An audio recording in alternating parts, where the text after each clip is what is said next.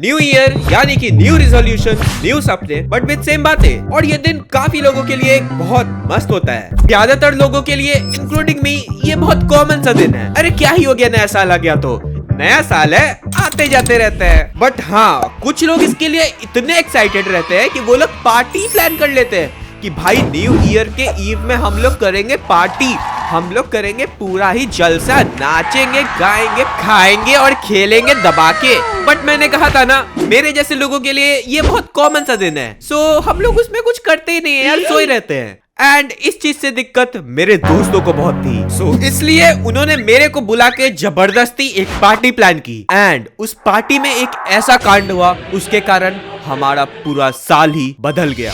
आओ बताता हूँ ये कहानी स्टार्टिंग से। देखो तो ये बात है तब की जब मैं क्लास 7 में था। एंड उस टाइम मेरी विंटर वेकेशन हो चुकी थी। और एज यूजुअल मेरा न्यू ईयर पे कोई प्लान ही नहीं था। मैं सोच रहा था भाई मस्त सोएंगे न्यू ईयर की शाम और मजा करेंगे। और मजा करने के सपने में देख ही रहा था कि उसी टाइम मेरा फोन बजता है और मैं देखता हूँ कि मेरा दोस्त चंगू मुझे कॉल कर रहा है।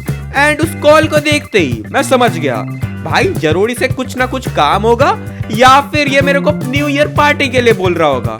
तो मैंने बोला फोन उठाऊं नहीं उठाऊं, फोन उठाऊं नहीं उठाऊं। एंड उतने देर में मेरे घर की घंटी बजती है। ये चंगू मेरे घर में आ चुका था। भाई क्या ही दोस्त हो तुम कॉल ही क्यों कर रहे हो? अगर तुम्हें घर में ही घुसना है तो डायरेक्ट घुसो ना, ये कॉल करके फॉर्मेलिटी क्यों निभा रहे हो? और घर पे घुसते ही उसका पहला सवाल था, और भाई न्यू ईयर पे क्या कर रहे हो? और मैं उसे देखता हूँ और बोलता हूँ भाई तू मेरे को 10 साल से जान रहा है और तू ये भी जानता है कि मैं न्यू ईयर पे सोने के अलावा कुछ करता नहीं हूँ, तो तू मेरे से ये सवाल पूछ ही क्यों रहा है? पर फिर मैंने उसे कहा कि हाँ भाई मैं कुछ नहीं कर रहा हूँ, नए साल के दिन मैं उठूंगा, खाऊंगा और सो जाऊंगा और किसी चीज से मेरे को मतलब ही नहीं है। और चंगू उधर से बोलता है भाई देख हर साल तो तेरा ऐसे ही नॉर्मल जाता है, क्यों ना इस साल हम लोग पार्टी करें? मैं उसे देखता हूँ भाई हम लोग क्लास 7 में है, हम लोग ज्यादा से ज्यादा तक कुरकुरे की पार्टी कर सकते हैं, उसके अलावा पार्टी हम नहीं कर सकते हैं। तो भाई तू सोच, लेकिन औकात में रह के सोच। फिर वो मेरे को देखता है एंड बोलता है भाई देख ये तुझे पता है हम पार्टी कर रहे हैं, ये मुझे पता है हम पार्टी कर रहे हैं, पर ये सबको कौन बताएगा कि हम पार्टी कर रहे हैं? मैं फिर उसे बोलता हूँ तू थोड़ा सा पागल है क्या? नहीं तुम ही सोचो,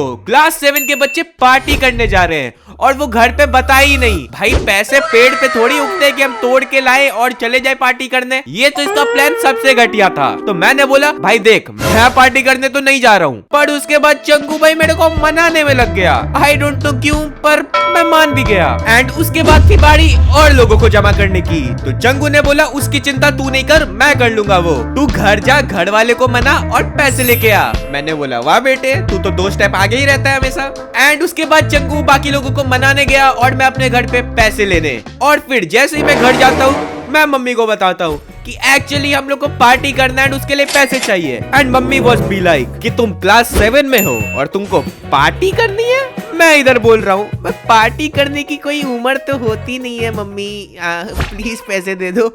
और इधर मम्मी कि नहीं नहीं नहीं मैं तो पैसे नहीं दे रही हूँ और तुम पार्टी करने में नहीं जा रहे हो। बट थोड़ा मनाने के बाद वो रेडी हो गई एंड उन्होंने मेरे को पैसे दे दिए। और पैसे मिलने के बाद मैं फटाक से चंगू के पास जाता हूँ एंड चंगू ने बाकी लोगों को भी बुला लिया था और सबको घर से परमिशन मिल गई थी एंड सबके पास पैसे थे। सो अब बात ये थी कि हम लोग पार्टी करने जा कहाँ रहे हैं। फिर हमने बैठ के डिसाइड किया कि हमें जाना कहाँ चाहिए। एंड फाइनली हम लोगों ने डिसाइड किया कि हम लोग जाएंगे पिज्जा खाने। हाँ सुबह से चंगू क्या ही हाइप बना रहा है कि हम लोग पार्टी करेंगे, जलसा करेंगे, और फाइनल हम लोग कहाँ जा रहे हैं? पिज्जा खाने। भाई तुम सोचो सुबह से जो चंगू ने हाइप बनाई थी पार्टी के नाम पे पानी में चला गया और इधर हम लोग ने अग्री भी कर दिया कि हाँ हाँ चलो पिज्जा ही खाने चलते हैं। और फिर क्या था, हम लोग 4 दोस्त, मैं, चंगू और बाकी 2, हमने डिसाइड किया कि हम जाएंगे पिज्जा खाने और हम लोग निकल गए। जैसे ही हम लोग उस रेस्टोरेंट पे पहुंचे चंगू ने फटाफट सब कुछ ऑर्डर कर लिया एंड हमने पार्टी कर ली। और जैसे ही हम लोग वहाँ से निकलने वाले थे और बिल पे करने वाले थे, चंगू को पता चला उसके पॉकेट में एक छेद था। जी हाँ एक छेद था। चंगू ने हम सबसे पैसे उसके घर पे ले लिए थे कि भाई ला मैं रखता हूँ साथ में बिल दे दूंगा। एंड उसने एक फटा हुआ पैंट पहना